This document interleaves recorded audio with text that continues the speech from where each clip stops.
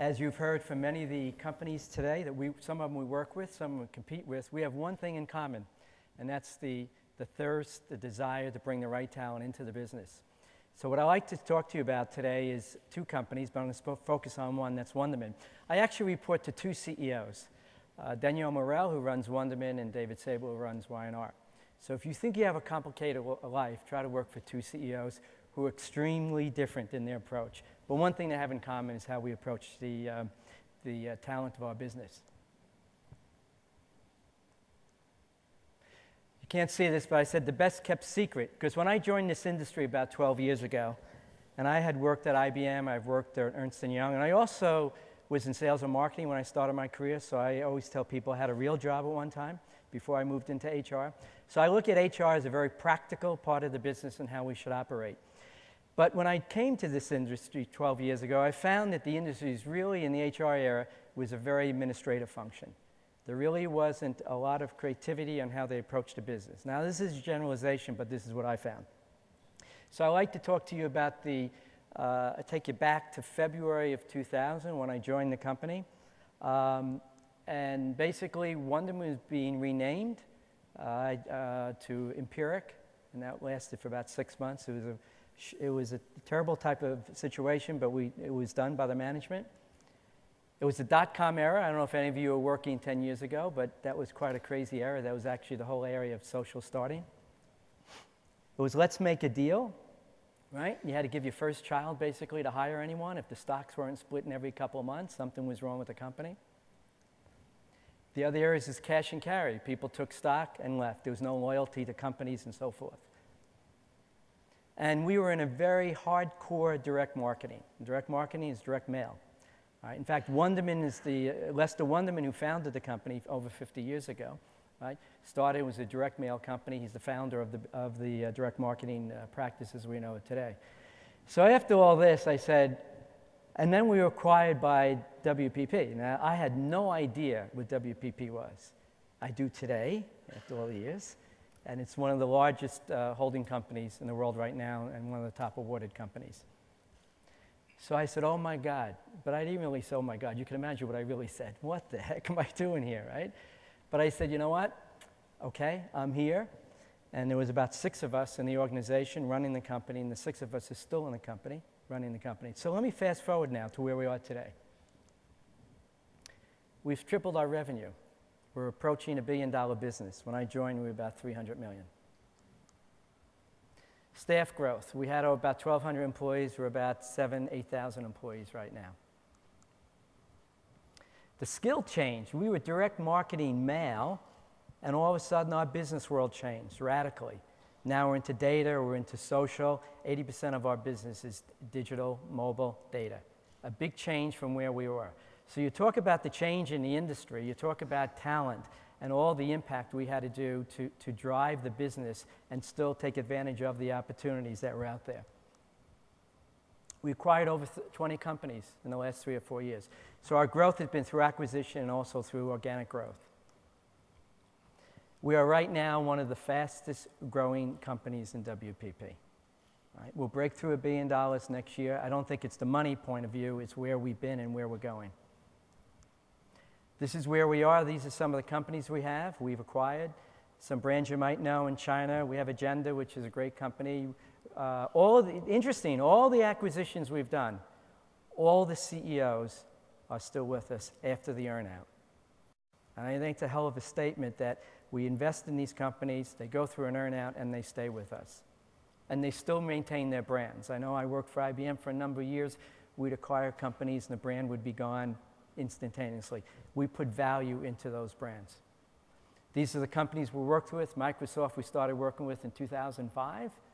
We had 1 employee started in Seattle. We decided to be in Seattle, not in San Francisco. We have over 1,200 employees today on the business worldwide. It's our largest piece of business in all of Wonderman and the top 5 within WPP. The turnover rate in Microsoft for us, I will give you the percentage, is about 15% over the last 5-6 years.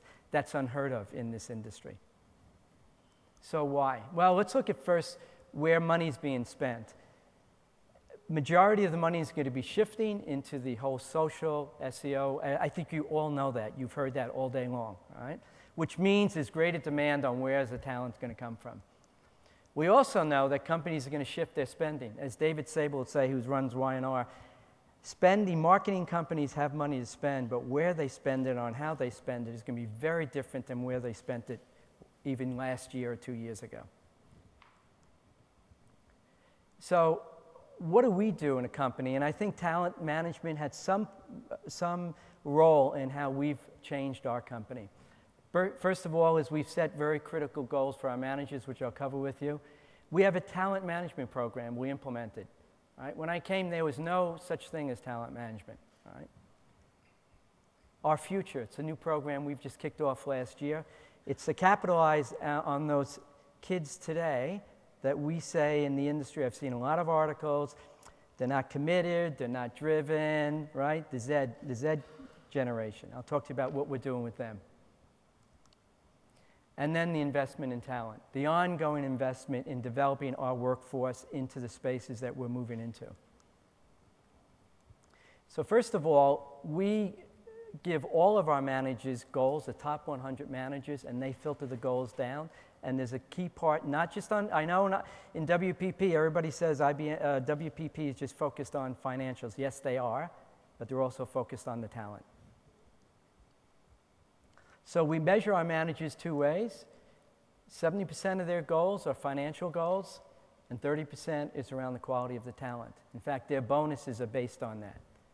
So it isn't all financial.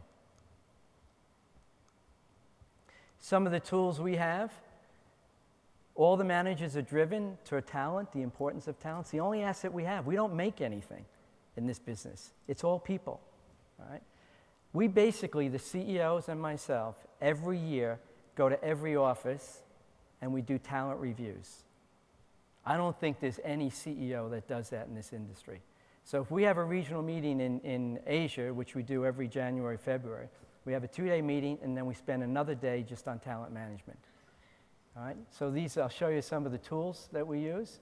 We started this back in 2003. The first part is saying who is out there? Who do we know? Who don't we know in our business, right, in our company? In 2004, we started with who's at risk, who are the key people that we have to develop and so forth. And then the final part of it in 2005 is how do we start to build succession plan? How do we start to identify the growth of our people who are out there 3 and 4 years from now that will take on more leadership roles? We created something very simple because simplicity works in this business, and it was a talent matrix, 2 parameters. Performance and potential. So actually what the managers do is fill this out, right? And you hold it up and it tells you a story about the population of people in your office. Because when you go to a manager and you say, well, who's good? Oh, they're okay, they're fine, this is that. When you do this, we spend hours talking about this, where people are. And it gives you a good insight of where the people are. The other thing that we started about a couple years ago is replacement tables. We list all the senior management, and then we look if something happens tomorrow. Someone leaves, or the infamous you get hit by a bus, who's going to take over? Then we look at who are the people over the next 2-4 years that can move into those roles but need the proper development exposure. We do this on an annual basis, at least once, sometimes twice, and then we roll this up and we present it to Martin Sorrell. And we spent about 3-4 hours with him on the talent process. These are just some of our people. We move a couple hundred people a year. Behind each one of these people is a story of how they've moved 4 or 5 times. I don't worry about attrition.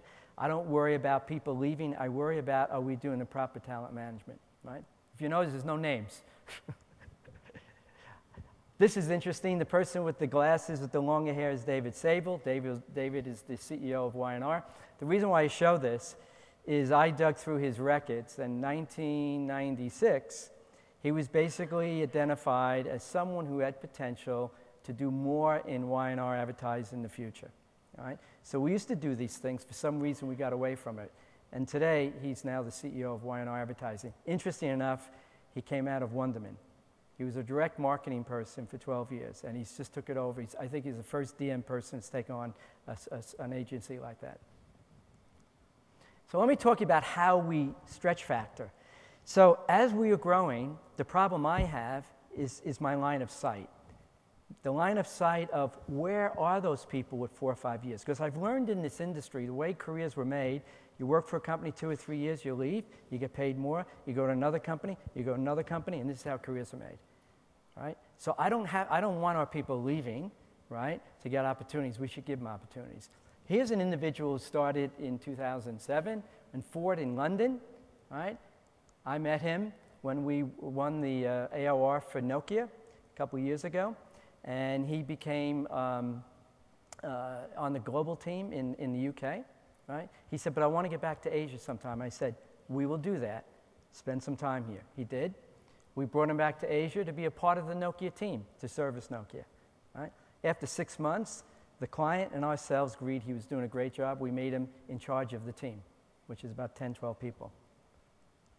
Now he's running Microsoft across Southeast Asia. I think he's 27. Now, would you and your company trust key accounts and running 10, managing 10, 4 or 5 countries to someone, right? We have to stop managing our careers the way our careers have been managed. I found out, sometimes, well, they can't be an account director. Why? Well, you have to work at least 10 years first. That's ridiculous. You have to take people, stretch people, find out what their capabilities are, right? And give them an opportunity, but support them so they don't fail. Provide the proper support around them. So emerging skills. Okay, so we talked about the whole social area. We talked about mobile. We talked about data. Where are these skills coming from? Now think about when you got your first phone. Maybe 10 years ago, maybe less, maybe more. Well, it's no longer a phone, right? It's a hand device now, right? Isn't that what it is, right? Smartphones, all right? Think of kids today that are 10 years old who have a phone, all right? I have 5 kids, right? Not one same wife. It would be one hell of a wife if it was. But two older children, 29 and 25. In fact, my son's in the industry. He works for AKQA in San Francisco. And I have 3 younger children. And I have international marriage. I lived in Japan for 4 years. My wife is Japanese. So we have a 10-year-old, 13-year-old, and a 16-year-old, all right? So it's like a League of Nations when we get together, all of us, right? But my daughter, who's 10, says it's really unfair that I don't have a phone. How come I don't have a phone? The boys do, right? She's on Skype. She's on Facebook, right? When did you learn this? As Jackie said this morning, what did she say? We're all students.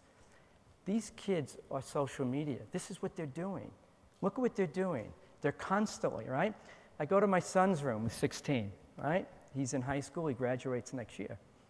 What is he doing? He's listening to his music. He's a gamer. We bought him a gaming PC. He has an iPad, right? He's texting because I don't think he's ever used a phone to make a phone call, right? He never answers my phone, right? I call him, right? And then in between that, he's studying, right? This is his life. This is what he's doing. These are the people that are coming into the workforce. Can we manage these people and provide the environment? So what we did is we formed a program called Z Academy. I had this idea. I was in Helsinki for the 17th time on Nokia. And I said, we got to have a better way of doing things. So I formed an internship, but it's not an internship. It's really an apprenticeship for students to come to work for us for 3 to 6 months while they're studying, right? So I'm doing it for Y&R and Wunderman. I started out right here in Singapore. Now, why did I come to Singapore? Because I went to a number of universities in the US. Totally inflexible, wouldn't change their curriculum, right? So I said, okay, fine, I'll come here. I found some outstanding students. Students that are doing animation work on Iron Man 2 and getting credits at the back end, and they're 19, 20 years old. That's what's coming out of this country and other countries in Asia. Right? So now we've expanded to Newhouse Schools, some of the other schools. We're keeping a very small number of schools, 15, 16 schools. We did a pilot last year. We had 19 students, not a big number. Well, this year we have 133. It'll be 160 students. All right? We're hiring about 50% of the students that go through the program. This year alone, for next year, the needs are coming to about 350. I envision at one time to have at least 500, 600 students in the next year or 2. And this is a 12-month period of time. There's no set season. The only couple of requirements, they got to be at least 3 to 6 months, and the students are doing great. So here's some of the work they've done. These are 19, 20 years old, doing work taking briefs from clients, sitting with our teams, and doing the work for them. And these are where the students are from. This is from Malaysia. Here's some of the kids. I call them kids. I tell them, don't get upset I call you kids, but you are, right? But let me, the top row, the young lady on the left there, just two quick things. I was up in Shanghai about a month ago, and we were going to a review, and they showed us some work, and they said they had an idea for a client. She took the idea. She's from Singapore. She's up there on assignment. She did all the animation. She did all the characters, all the design. It's running, it's roughly now, it's running for us. It's $500,000 worth of business that this young lady just did, right? And she had fun doing it, right? The next one over, there's a young man there with the red scarf around his neck. The third photo is actually a board meeting at Wunderman, and he presented at the board meeting because he was doing some mobile work on Singapore. And I said, how about if I give you 30 minutes to present to the board? He said, you serious? I said, sure, why not? All right. So he came in, gave this presentation. It was an opening line. He said, 10 years ago, when he was talking about the mobile space, when I was 14, here he is talking to a board, right? And you can imagine what the average age is, right? Right? He is now the chief of staff for the CEO, and that took place in September, which is a real job, all right? So we're giving these kids opportunities to work with us, to really embrace the business and learn. They're having fun, they're hardworking, and they're fun to be around. So this is something that we're doing, and it's not an internship program. I don't have time for internship programs because everyone does that. I don't set up at universities along with the other 150 companies that go in. I don't want to do that. I want to get right to the classrooms. We go into the kids have created a viral network now, and the students now have created this thing, and we go right into the classrooms, work with the professors. We continually invest in our talent. Lester Wunderman, 92 years old. His office is 2 doors down from me, and I tell him, Lester, you know, you don't have to do this anymore. You don't have to come to work anymore, right? But he still comes to work, right? And then we have a big investment in learning. We have a learning management system for all our employees to have access to the latest training that we put in place. We deliver it both online and in physical meetings. And then we've created domains for both Nokia and Microsoft so that the teams have access to their information for those teams. And we put a lot of work on that and information, and the two leaders there of those two accounts continually have messages. So this is what we do. So the secret is really the commitment is commitment to talent. If you don't commit to the talent you have, they will leave. I will guarantee you. And so it isn't about when people call me and saying, I'm having an attrition problem, what can I do? I wish there was a magic answer. And if there was, I wouldn't tell them because I'd be out of a job, right? But the thing is, it's about what you do day in, day out with your people. Thank you.